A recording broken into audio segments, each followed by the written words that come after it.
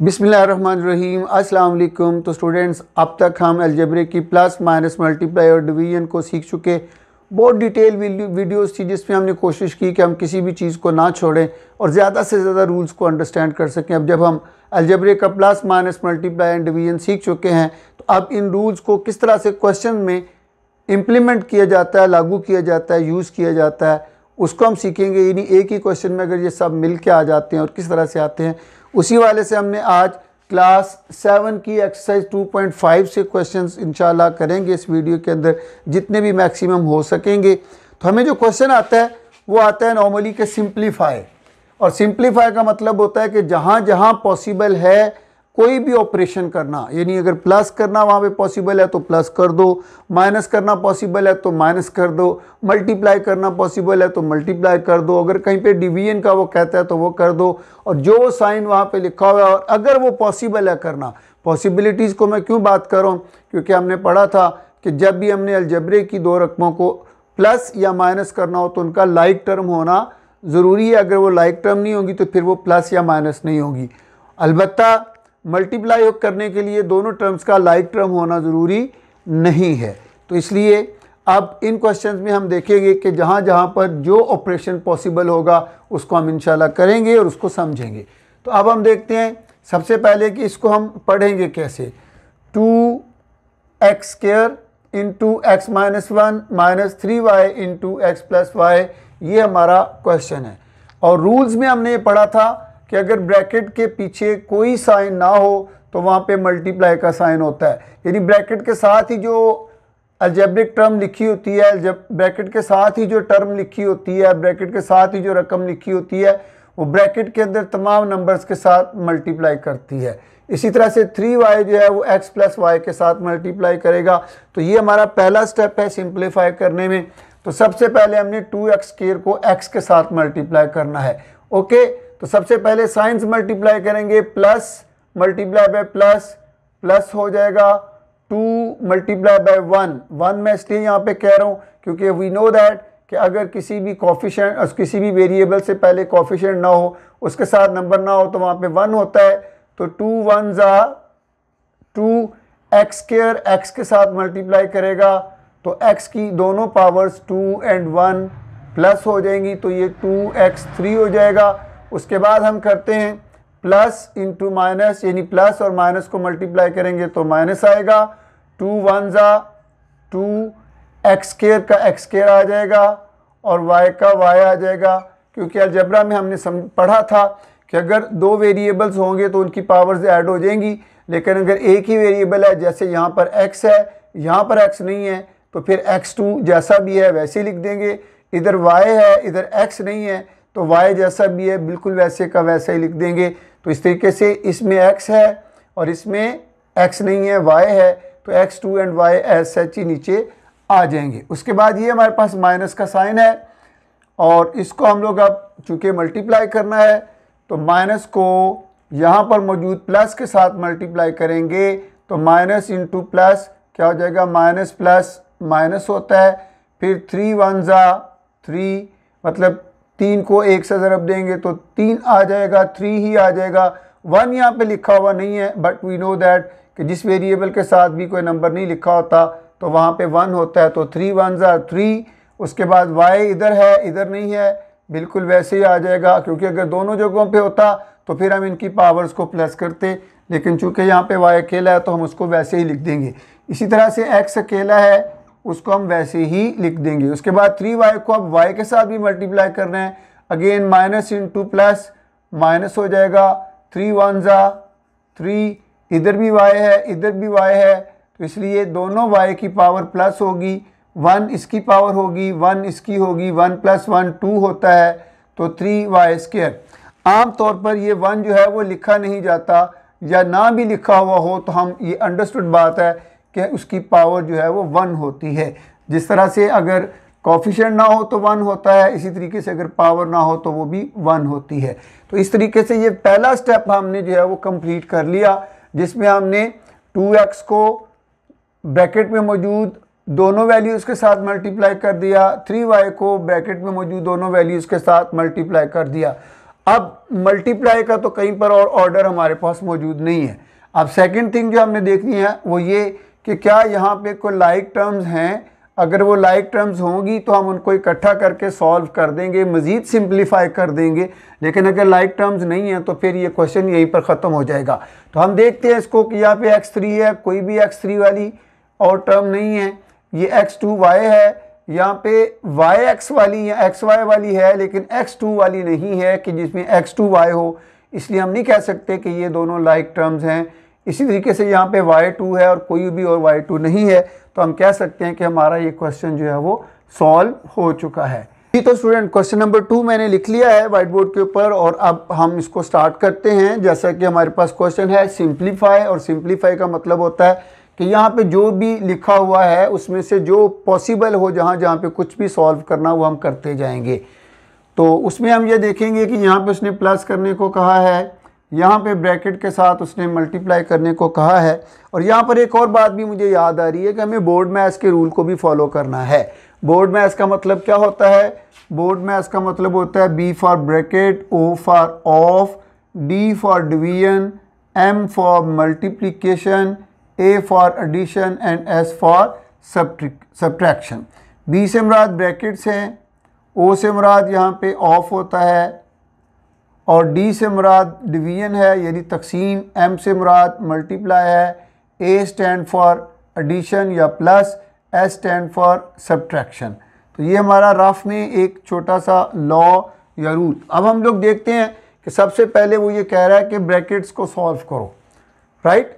तो ब्रैकेट्स के अंदर हम देखते हैं कि इधर x है, इधर 2 है, तो इसलिए हम x और 2 को सॉल्व नहीं कर सकते क्योंकि ये दोनों लाइक टर्म्स नहीं हैं। इस तरह से x माइनस 2 को भी सॉल्व नहीं कर सकते, ये लाइक टर्म्स नहीं है। तो ब्रैकेट के बाद ऑफ, और ऑफ के बाद डिवीजन, डिवीजन भी हमारे पास नहीं है। उसके बाद मल्टीप्लिकेशन है, जी हाँ 10 मल्टीप्लाई कर रहा है x प्लस 2 के साथ, 5 मल्टीप्लाई कर रहा है x माइनस 2 के साथ, क्योंकि हमने कहा हुआ है कि ब्रैकेट के पीछे अगर कोई साइन मौजूद ना हो तो वहाँ पे मल्टीप्लाई होता है। इस तरह से हमारा सबसे पहला काम जो है वो यहाँ पे मल्टीप्लिकेशन का आ गया।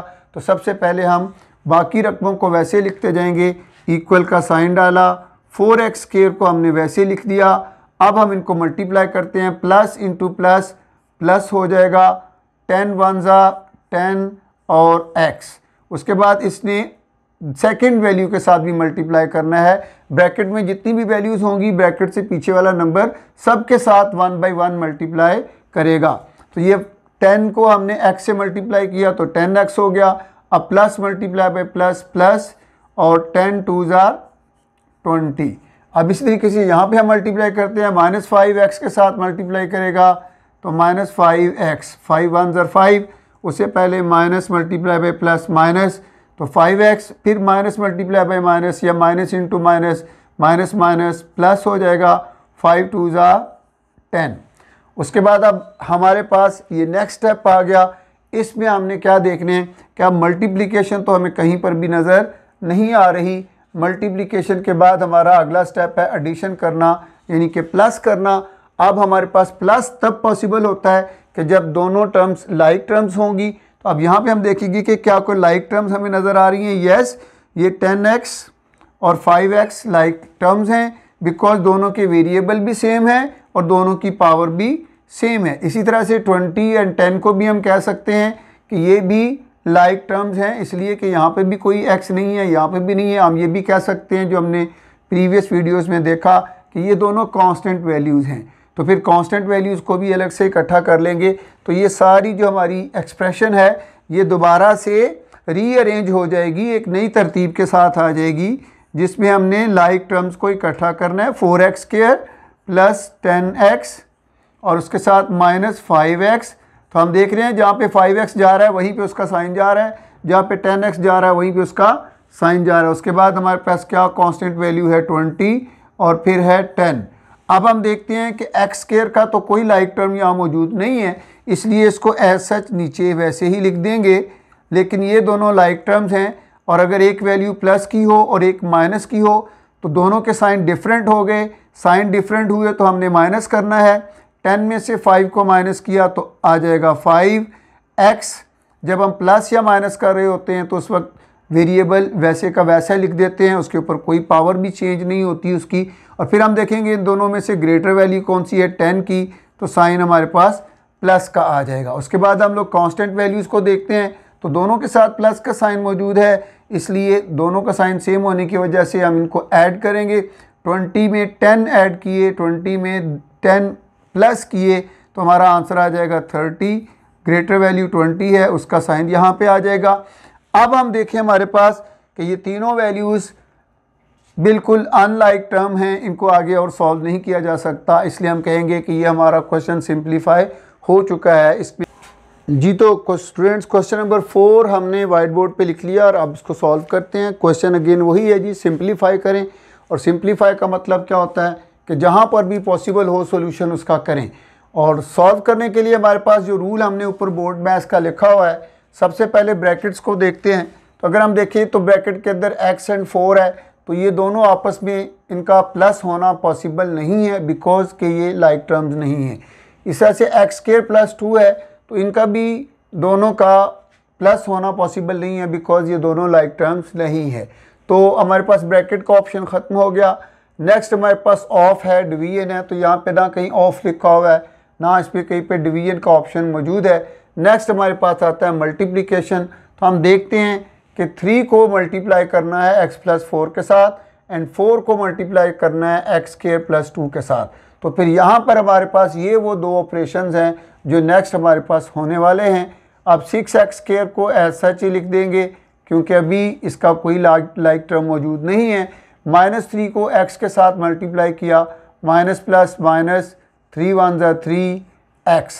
-3 को अब 4 के साथ भी मल्टीप्लाई करेंगे, माइनस प्लस माइनस 3 4 = 12।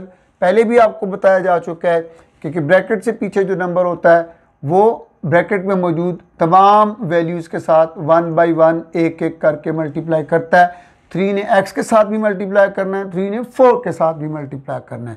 नेक्स्ट हम चलते हैं, plus multiply by plus, plus plus plus 4 1 = 4 और x² plus plus plus 4 2 = 8। Okay जी, तो ये हमारा एक स्टेप कंप्लीट हो गया। इसके बाद अब हम क्या देखने जा रहे हैं कि क्या हमारे पास नेक्स्ट ऑप्शन क्या है। नेक्स्ट इसमें ये है, हमने चेक करना है कि क्या इसमें कोई लाइक टर्म्स मौजूद हैं। जी यस, जी हाँ बिल्कुल मौजूद हैं। 6x² एंड 4x² दोनों लाइक टर्म्स हैं, बिकॉज दोनों के वेरिएबल x हैं और पावर 2 हैं। जब वेरिएबल एंड पावर सेम हो तो हम कहते हैं लाइक टर्म्स हैं। और लाइक टर्म्स को हम इकट्ठा करेंगे, 6x² + 4x², उसके बाद माइनस हमारे पास 3x। दोबारा रिपीट कर देता हूँ, जहाँ 3x जाएगा वही उसका साइन भी जाएगा, जहाँ 4x2 आएगा वही उसका साइन भी आएगा। तो सबसे पहले हमने x² वाली रकमें लिखी, फिर हमने x वाली लिखी। x के अलावा यहाँ पे और कोई 3x के अलावा और कोई वैल्यू नहीं है x वाली। उसके बाद कांस्टेंट वैल्यूज़ हैं -12 + 8। तो अब पॉसिबिलिटी है सिर्फ ये सॉल्व हो सकता है, ये मज़ीद सिंप्लीफाई हो सकता है और कांस्टेंट वैल्यू सिंप्लीफाई हो सकती हैं। 3x चूँकि अकेला है और अभी हमारे पास जो ऑप्शंस मौजूद हैं वो सिर्फ प्लस और माइनस की हैं, तो प्लस और माइनस के लिए लाइक टर्म्स होना ज़रूरी हैं।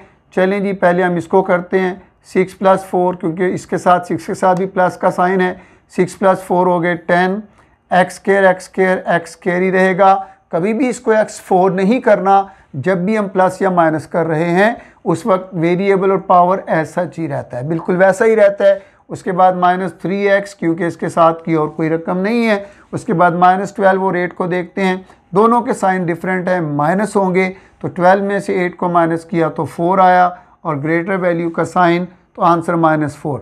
अब इसके बाद हम देखते हैं कि ये तीनों वैल्यूज़ अनलाइक टर्म्स हैं, इसलिए इसको मज़ीद सिंप्लीफाई नहीं किया जा सकता। तो स्टूडेंट्स क्वेश्चन नंबर 6 हमने लिख लिया है। सबसे पहले हम इसमें क्या देखते हैं कि ये हमारा जो क्वेश्चन नंबर 6 है, इसमें कुछ नई चीज़ें, ब्रैकेट्स का यूज़ भी हमारे सामने आ चुका है। और हम ये कह सकते हैं और ये हम ये जानते हैं कि जब ब्रैकेट्स आ जाएं तो जिस तरह से बोर्ड मैथ्स का एक रूल है कि एक ही जगह पर अगर ये बहुत सारी फंक्शंस इकट्ठे होकर आ जाते हैं, बहुत सारे ऑपरेशंस आ जाते हैं, तो फिर पहले हम किसको करेंगे। इसी तरीके से अगर ब्रैकेट्स आ जाती हैं तो पहले हम किसको करेंगे, इसका भी एक रूल है। सबसे पहले हम बार को सॉल्व करते हैं, उसके बाद पैरेंथेसिस को करते हैं या राउंड ब्रैकेट्स को करते हैं, उसके बाद हम लोग ये कर्ली ब्रैकेट्स को सॉल्व करते हैं और सबसे एंड पर हम लोग रेक्टेंगल ब्रैकेट को सॉल्व करते हैं। तो इसमें हम लोग अगर देखते हैं तो यहाँ पे हमें कहीं पर भी बार नज़र नहीं आ रहा, अलबत्ता हमें ये राउंड ब्रैकेट्स नज़र आ रही हैं। तो राउंड ब्रैकेट्स को सबसे पहले सॉल्व करते हैं, और लेकिन उसके अंदर तो 2x माइनस 3y है। x और y दोनों वैल्यूज़ प्लस भी नहीं हो सकती, माइनस भी नहीं हो सकती, बिकॉज अनलाइक टर्म है। फिर नेक्स्ट हमने क्या करना है कि 2 को मल्टीप्लाई कर देना है दोनों वैल्यूज़ के साथ, 2x के साथ भी और 3y के साथ भी। इसके अलावा बाकी जितना भी क्वेश्चन है उसको एज सच वैसे ही लिख देंगे।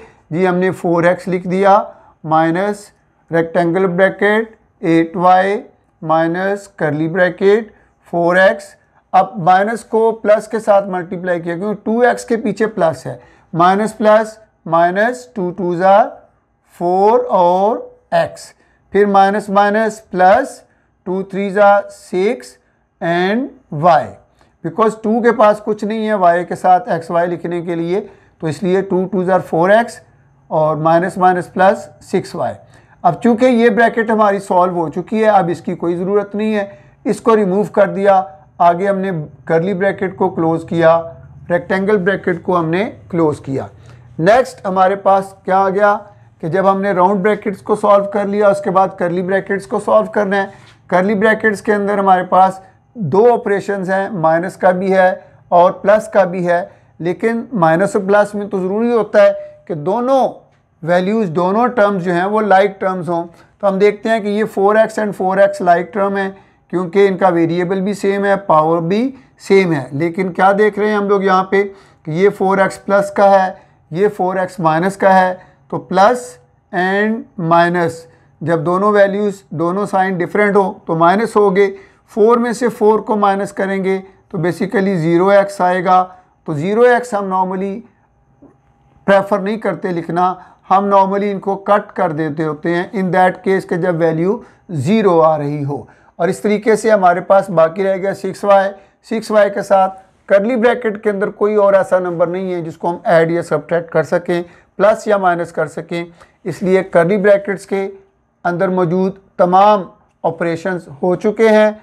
अब हम नेक्स्ट कर्ली ब्रैकेट्स को रिमूव करते हैं, बाकी क्वेश्चन को वैसे लिखेंगे 4x minus rectangular bracket 8y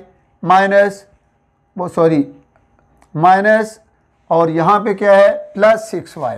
और हमने ये पढ़ा हुआ है कि जब भी किसी ब्रैकेट से पीछे माइनस हो तो वो अंदर के साइन को चेंज करता है। तो यहाँ पे बेसिकली तो प्लस 6y है, लेकिन ये पीछे वाला माइनस इस प्लस 6y को माइनस 6y में चेंज कर देगा, क्योंकि ब्रैकेट से पीछे वाला माइनस हमेशा अंदर के साइन चेंज करता है। ब्रैकेट से पीछे वाला माइनस हमेशा अंदर के साइन चेंज करता है। तो माइनस 6y हो गया और इस तरीके से ये हमारा कर्ली ब्रैकेट्स भी ख़त्म हो गई। उसके बाद आ जाती हैं रेक्टेंगुलर ब्रैकेट्स। तो रेक्टेंगुलर ब्रैकेट्स में अब हम देखते हैं ये दोनों y की वैल्यूज़ हैं, दोनों लाइक टर्म्स हैं, इनको सिंप्लीफाई किया जा सकता है, इनको सॉल्व किया जा सकता है। 8y प्लस का है, 6y माइनस का है, दोनों के साइन डिफरेंट होने की वजह से हम इनको सब्ट्रैक्ट या माइनस करेंगे। 8 में से 6 माइनस किया 2 आ जाएगा और दोनों y हैं तो y ही रहेगा। और उसके साथ साथ हम देखते हैं कि ब्रैकेट के पीछे माइनस मौजूद है और पीछे लिखा हुआ है 4x। अब हम देखते हैं कि 4x और y दोनों जो हैं लाइक टर्म्स नहीं हैं, तो ये क्वेश्चन हमारा ऑलमोस्ट यहीं पर कंप्लीट हो चुका है। नेक्स्ट क्वेश्चन के साथ इंशाल्लाह नेक्स्ट वीडियो में मिलते हैं। अभी अगर आपको मज़ा आना शुरू हुआ हो और अब आपकी दिलचस्पी बढ़नी शुरू हो गई होगी अलजब्र में, आई होप सो, इसलिए इस वीडियो को लाइक एंड शेयर ज़रूर करें, बेल आइकन को दबाएं ताकि नेक्स्ट वीडियोस भी आपको टाइम पे मिलती रहें। चैनल को सब्सक्राइब ज़रूर कीजिएगा क्योंकि जब सब कुछ मुफ्त में मिल रहा है, आपसे सिर्फ एक ही चीज़ की डिमांड है, चैनल को सब्सक्राइब करते रहें और लाइक एंड शेयर करते रहें। थैंक यू, अल्लाह हाफ़िज़।